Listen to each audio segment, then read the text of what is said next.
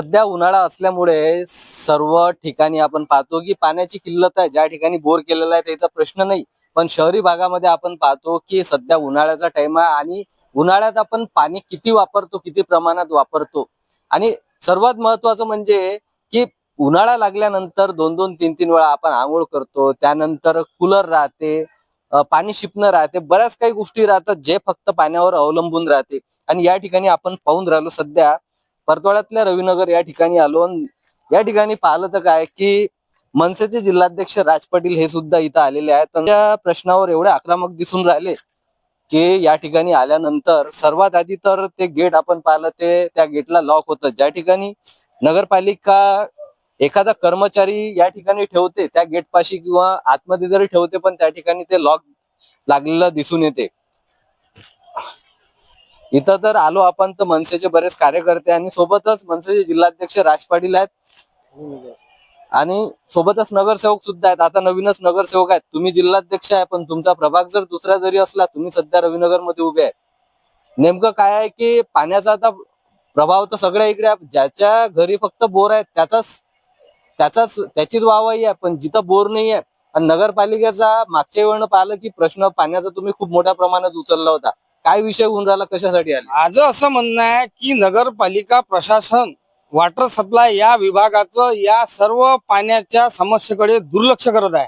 तुम्ही माझ्या माध्यमातून पाहू शकता. मी कालही आलो, आमच्या प्रभागात पाणी नाही आहे. बऱ्याच ठिकाणी बरं प्रभाग सोडून द्या, प्रभागाचा विषय नाही आहे. अचलपूर परतवाडा या जुळ्या नगरीसाठी 11 टाक्या झालेल्या आहेत, 2-2 पाईपलाईन झालेल्या आहेत. तरी सुद्धा या नगरपालिकेकडून एक टाइमचं पाणी सुद्धा या नागरिकांना जात नाही. याचा खोलवर गेला असता अभ्यास केला, पाणी कुठं मुरून राहिलं याचा खोलवर अभ्यास जाऊन हा काल निष्कर्ष निघाला. मी जेव्हा इथं अभियंताले जेव्हा घेऊन आलो तर तेव्हा इथं हे तुम्ही पाहू शकता, या टाकीच्या जवळ एक चौकीदार हजर असणे आवश्यक आहे. 8-8 घंट्याच्या 3 माणसाच्या ड्युट्या लावलेल्या आहेत. तुम्ही इथं सगळं घाणीचं साम्राज्य पाहू शकता. तुम्ही झाडे वाढलेले पाहू शकता. तुम्ही ह्या जो काक सोडत असाल किंवा हे करत असाल तर याचं तुम्ही पाहू शकता काय साफसफाई आहे. आणि विशेषतः हे जे पाणी आहे, या टाकीचं जो पाणी येते तर हा महत्वाचा कॉक आहे, मेन कॉक आहे. हा कॉक कमीत कमी 16 थ्रेड सोडायला पाहिजे होता. हा 16 थ्रेड न खुलता हा 10 थ्रेडवर फेल झालेला आहे. काल जेव्हा इथं जो आपला काय म्हणते म्हणून इथं जो या विभागानं पाणी पुरवठा विभागानं जो इथं माणूस ठेवलेला आहे त्याला जेव्हा विचारलं तर हे थ्रेड किती खुलतात तर हे म्हणजे फेल झालेलं आहे म्हणते दादा. आणि मी आधीच्या ठेकेदाराला सांगितलं ना आता ज्यानं ठेका घेतला त्यालाही सांगितलं. मी दोन्ही ठेकेदाराची पडताळणी केला, ते दोन्ही ठेकेदार म्हणतात आम्हाला काही माहित नाही. म्हणजे मग प्रशासन करून काय राहिलं? आता उन्हाळ्यासारखे दिवस आहे, लोकांना पाणी भेटून नाही राहिलं. जेव्हा आपल्याला माहित आहे की हिवाळा आणि पावसाळ्यामध्ये पाण्याचा वापर कमी होतो, पण उन्हाळा लागल्यामुळे कसं आहे माहितीये का, जेवढी 100 लिटरची जर एका परिवाराची मागणी असेल तर ती डायरेक्ट 300 लिटरवर जाते. कारण कूलर चालू होतात, आंघोळा 2-2, 3-3 टाईम होऊन जातात, प्रत्येक गोष्टीला पाणी लागते. आणि आपला हा विभाग झोपलेला आहे. जर हा थ्रेड जर पूर्ण 16 जर खुलले तर आजही जवळपास परतवाड्यातला एरिया जो ब्राह्मण सभा असो, शिवाजीनगर असो किंवा आपला जिजाऊ नगर असो, अशा बऱ्याचशा भागामध्ये स्वामी विवेकानंद कॉलनी असो, ह्या भागामध्ये पाणी मुबलक जाऊ शकते. पण या विभागाकडे, या नगरपालिकेचं, या विभागात काम करणाऱ्या अधिकाऱ्याचं आणि या ठेकेदाराचं संगनमत असून हे या जनतेला वेठीस धरण्याचं काम करत आहेत. बरं, तुम्ही येणाऱ्या काळात एक मात्र नगरसेवक. आपल्या अचलपूर परतवाड्यामध्ये जवळपास 42 नगरसेवक आहे. तुम्ही एक मात्र नगरसेवक या ठिकाणी दिसून राहिले. बाकीचे नगरसेवक बाकीचे प्रभाग आहेत म्हणणं काय, माझं प्रभागाचा मी नगरसेवक नाही आहो. मी एक पक्षाचा पदाधिकारी म्हणून सन्मान्य राज साहेबांनी शिकवण दिलेली आहे.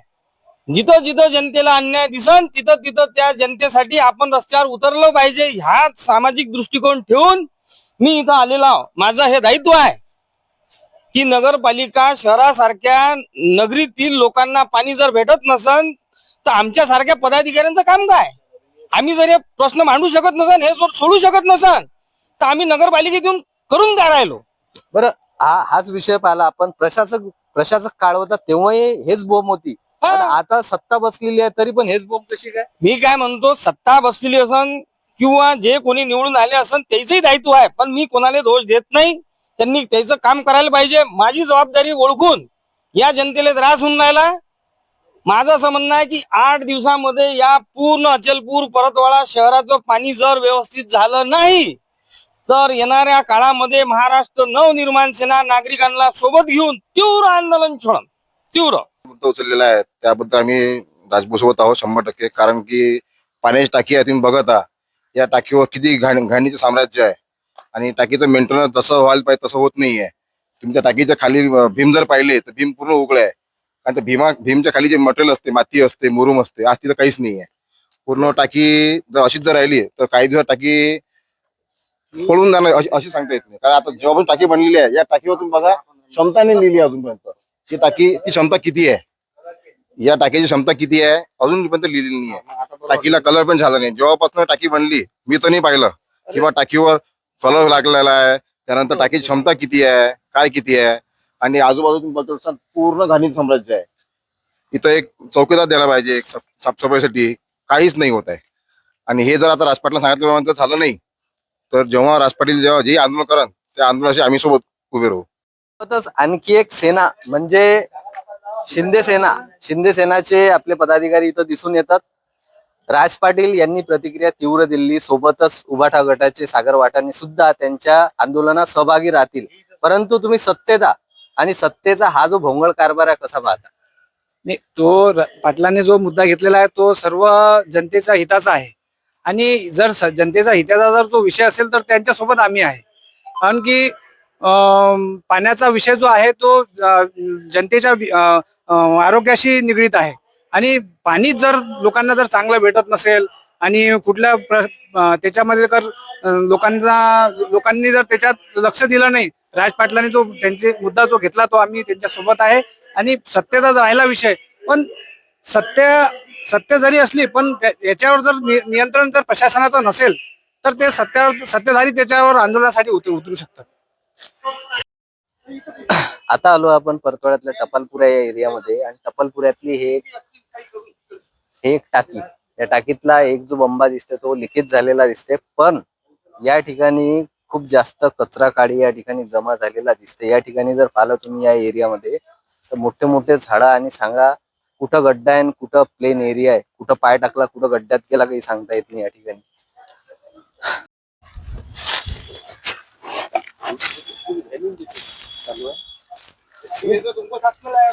टपालपुरातल्या पाण्याच्या टाकी जवळ आलो. एकदम टपालपुरातल्या पाण्याच्या टाकीच्या बाजूची भिंत पाहिल्यानंतरच या ठिकाणी आपल्याला बुळबुळ्या दिसून राहिल्या. बुळबुळ्या दिसल्यानंतर एवढ्या मोठ्या प्रमाणात इथं पाणी दिसून राहिलं. सांगतो या टपालपुरा या पाण्याच्या याच्यातून जवळपास अर्धा एरिया अचलपूर आपल्या परतवाडा शहराला पाणी पुरवठा होते. आणि तुमच्या माध्यमातून मी दाखवून राहिलो हे लिकेज किती मोठं झालेलं आहे. आता हे लिकेज इथं जे झालेलं आहे हेच पाणी रिटर्न त्या पाईपलाईन मध्ये जाते. म्हणजे हा विभाग या नगरपालिकेचा हा वॉटर सप्लाय विभाग नागरिकांच्या जीवाशी आरोग्याशी खेळत आहे. हे जर पाणी बंद झालं हेच रिटर्न पाणी त्या पाईपलाईन मध्ये जाते. मग हा विभाग करून काय राहिला, हे प्रश्न आता घेऊन आपण प्रशासनाला विचारू. सध्या मनसेचे जिल्हाध्यक्ष राज पाटील यांच्यासोबत मुगलाई या पुऱ्यामध्ये आलो. मुगलाईच्या या ठिकाणी आल्यानंतर हे सुद्धा एक पाण्याची टाकी, आणि या पाण्याच्या टाकीच्या खाली आपण पाहतो खूप मोठ्या प्रमाणात इथं कचरा आणि झाडं झुडपं वाढलेले दिसते. त्याचसोबत या इकडची एक नवीन, असं सांगतात की नवीन टाकी बनलेली आहे, पण कुठं जसं लक्षात येत नाही की नवीन टाकी बनलेली आहे म्हणून. कारण की या टाकीचं जे बांधकाम स्ट्रक्चरही दिसते थोडंसं कमकुवत झालेलं दिसते. तुम्ही पायऱ्या जर पाहू शकता, पायऱ्या पण त्याच्या कमकुवत झालेल्या दिसते. आणि या ठिकाणी कुठल्याच प्रकारची सिक्युरिटी दिसत नाही. हे पोरं भिंत ओलांडून या ठिकाणी येतात. हे भिंत ओलांडून या ठिकाणी आल्यानंतर पत्ते खेळल्याचे पण इथं पानं दिसतात. पत्ते खेळल्याचे म्हणजे जुवा खेळल्याचा हा एक प्रकार इथं दिसते. दारूच्या बाटल्या सुद्धा आहेत इथं दिसून येत आहेत. दारूच्या बाटल्या नगरसेवक त्याच्यासोबतच काय ते सोबतच बसले आहेत. कुठं मला सांगा बा, घ्या बरं तिला कॉन्फरन्स वर. नाही का, ठीक आहे ना, ठीक आहे. जिल्हाध्यक्षांसोबत आता फिरता मुगलाई या एरियात आलो. या ठिकाणी आपण पाहिल्या की 2 टाक्या आहेत. एक टाकी मोठी आहे थोडी आणि ते चालू आहे. त्याच्याच बाजूला हे जे तुम्ही टाकी पाहता हे बंद आहे. यांचं म्हणण्यानुसार असं आहे की हे टाकी जुनी आहे आणि हे टाकी नवीन आहे. पण नवीन कुठंतरी कुठून कुठपर्यंत ही टाकी नवीन दिसत नाही. कारण की एका कार्यकर्त्यानं म्हटलं की एका ठिकाणी छिद्र दिसलं वरच्या ठिकाणी, पण या ठिकाणी असं म्हणते की या टाकी, हे जे नवीन टाकी बनली या टाकीतून 2 एरियाले पाणी जात होतं. पण जे इथले जे कर्मचारी आहेत हे म्हणतात की आम्ही 4 वर्षा पहिले इथं आलो, पण 4 वर्ष आधीपासूनच बंद आहे. बंद झालेली आहे. माझं तुमच्या चॅनलच्या माध्यमातून सांगण्याचा उद्देश एकच आहे की पाण्यावर जे राजकारण होऊन राहिलं, मागं पकडणं, पाण्यावर जे राजकारण होऊन राहिलं, आणि एक हे मुगलाची टाकी दिसून राहिली आपल्याला, या टाकीवरून दुसरा एरिया आहे, आणि एक त्याच्याच बाजूने एक लहान टाकी झाली आहे नवीन. या टाकीचा सप्लाय जवळपास या वॉटर सप्लाय विभागाचे अभियंता जे आहे मनीष शर्मा यांना मी फोन केला असता यांनी मला सांगितलं की या टाकीचं पाणी चालू आहे.